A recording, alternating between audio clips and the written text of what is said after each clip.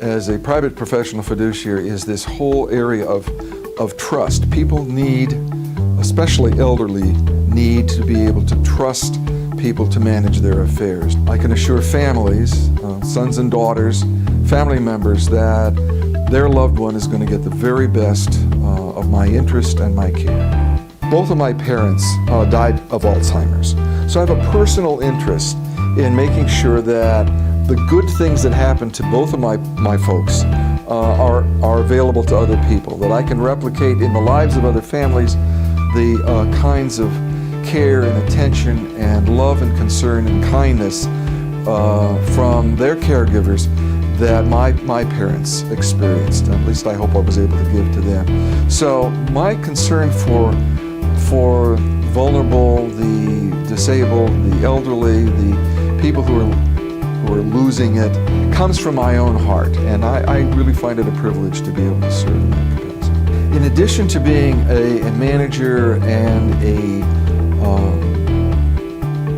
an administrator of people's personal and health care issues, their residential care and their health care needs, I also am responsible in many times, either under a power of attorney or through a court-appointed case, to be responsible for financial affairs. And that includes everything from buying and selling real estate. A person may be needing to vacate their home, or they may need a residence, or of assets that are invested in financial instruments of one kind or another.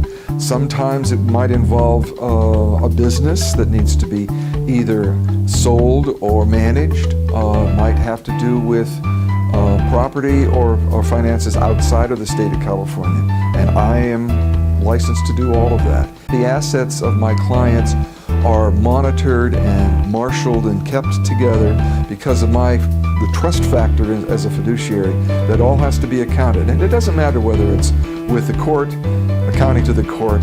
My own code of ethics requires me to make sure that all the money is accounted for and that families are happy. One of the things I'm able to do is help take, starting with just being an advisor, all the way through eventually whatever level of care your mom or whomever it is needs, whatever it is.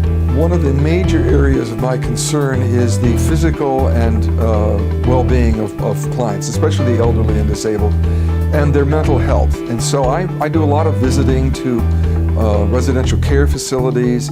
I investigate and talk with the owners and the managers of in-home care services. I spend a lot of time vetting them, if you will, finding out what are the best ones and the cost factors involved, so that I can help families make some good decisions about the care of their family members.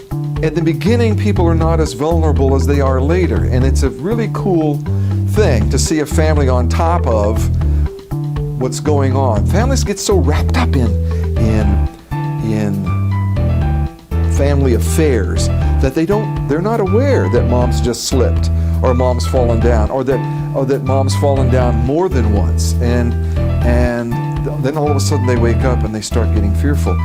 That's the beginning of maybe a relationship that I can become a part of at the beginning that gives advice and consultation. And as elders and disabled people become more and more vulnerable, then we need to be more and more involved in their care. One of my really great joys is to be able to relieve family members from those chores and those tasks and errands that are impinging on their relationship with their loved one, because what you want to do is enjoy.